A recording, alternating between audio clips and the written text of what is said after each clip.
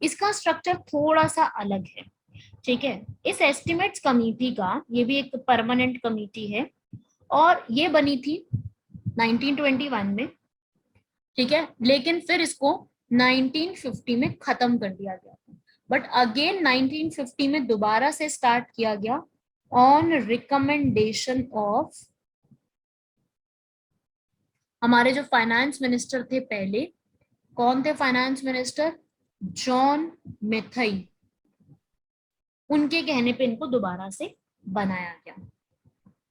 इनका टर्म भी वही 1 ईयर का होता है, ठीक है, 1 साल के लिए है। Minister can not be appointed, वही लाइन लिख लेना जो पिछली बार लिखवाई थी। स्पीकर अपॉइंट करते हैं, ठीक है, सारे मेंबर्स वगैरह को। अब इसमें मेंबर्स कितने होते हैं? नंबर ऑफ मेंबर्स जो है इसमें थोड़े से अलग हैं। 30 मेंबर्स होते हैं और इनकी कोई डिवीजन नहीं है। All are from Lok Sabha. 30 के 30 आपकी लोकसभा से होते हैं, राज्यसभा की कोई रिप्रेजेंटेशन नहीं है। ये एग्जाम में क्वेश्चन आ चुका है, which of the following committees do not have the representation of Rajya Sabha, या which of the following committee is the largest committee of parliament. तो आपको दिख रही है लार्जेस्ट कमिटी भी है, 30 मेंबर है और सारे के सारे लोकसभा से है। तो ऐसा क्वेश्चन आ चुका है प्रीवियस ईयर्स में, लिख लेना इसको, राइट। फिर इसके बाद इनका काम क्या है, इनका फंक्शन देखते हैं।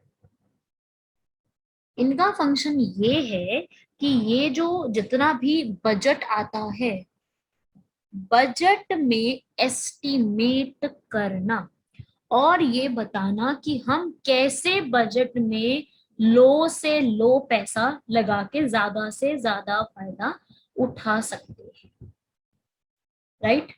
इनका काम क्या है? एस्टिमेट करना। एस्टिमेट्स कमेटी एस्टिमेट करके देगी, बताएगी कि आप आपके पास 100 करोड़ है तो ये 100 करोड़ इस जगह इन्वेस्ट किए जाए, उसका डिवीजन ऐसा हो, इसमें से 3 करोड़ इसको दिए जाए, 10 करोड़ इसको दिए जाए, 15 करोड़ वहां दिए जाए, डिविजन की जाए।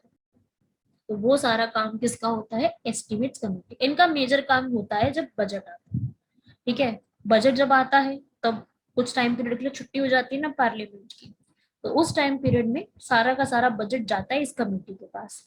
ये जज करती है, पूरा चेक करती है, चेक करने के बाद ही अपना जवाब देती है। ऐसा नहीं कि इनके जवाब की कोई वैल्यू है, मर्जी नहीं हो, मतलब सिर्फ नाम की कमेटी है तो चलती जो है, ऐसा कुछ होता नहीं है। सिर्फ प्रैक्टिकली चीजें होती नहीं है, कुछ बहुत कम फॉलो की जाती है, क्योंकि जो सरकार आती है वो अपने तरीके से रूल्स बनाती है और वो अपने तरीके से काम करती है। बट ये सब चीजें कॉन्स्टिट्यूशन में लिखी है तो we have to study and we should know about this. तो ये हमारी दूसरी कमेटी थी।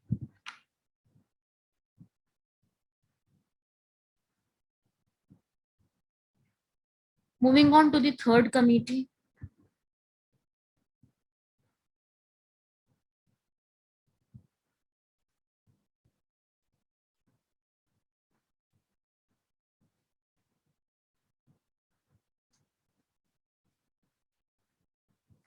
पब्लिक अंडरटेकिंग्स मतलब पीएसयूज जिसको हम कहते हैं, वो वाली कमेटी क्या काम करती है?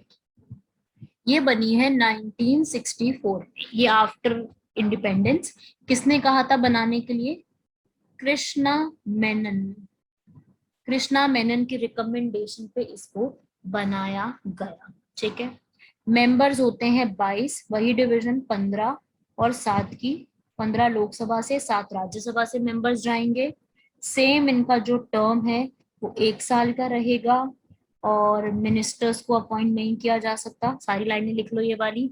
स्पीकर अपॉइंट करते हैं, सारा कुछ वही सब, ठीक है, जो पहले पढ़ा था सब कुछ वही है।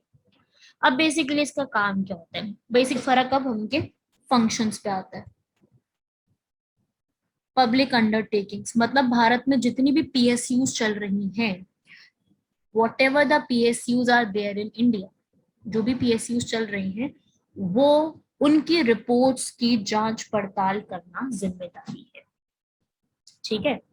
जो हमारी पीएसयूज है, सीएजी भी रिपोर्ट लेके आता है ना, 3 रिपोर्ट में एक रिपोर्ट पीएसयू के ऊपर भी थी, तो वो तीसरी रिपोर्ट भी यहाँ जाती है।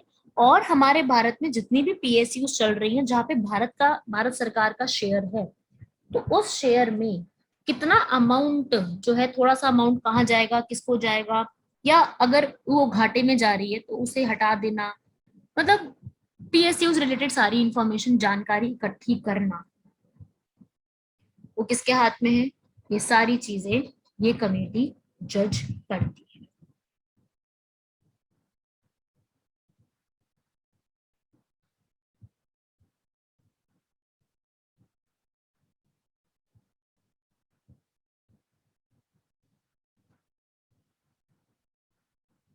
लिख लो ये सारी चीजें।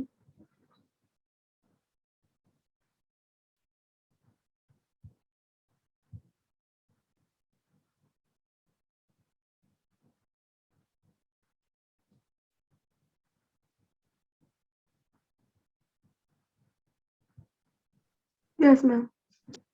डन। Yes ma'am.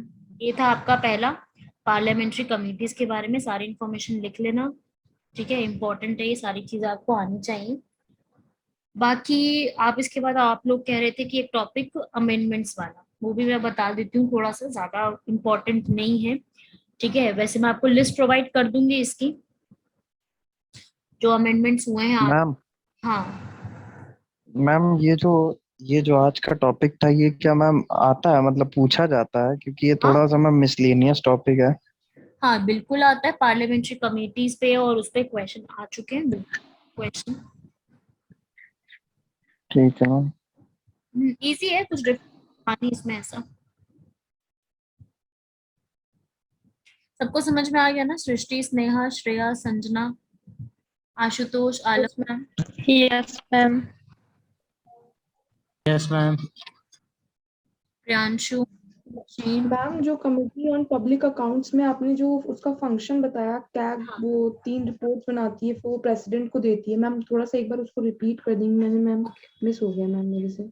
हाँ, देखो भाई, आपकी ये वाली कमेटी में यहाँ लिखा था मैंने कि आपकी जो कैग वाली कमेटी है, कैग अपनी 3 रिपोर्ट बनाता है, और उस जो कैग अपनी 3 रिपोर्ट बना के प्रेसिडेंट को पेश करते हैं, और प्रेसिडेंट आगे पार्लियामेंट में लेके आते हैं।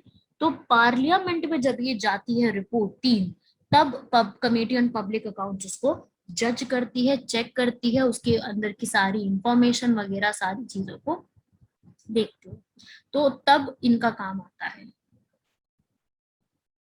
ओके।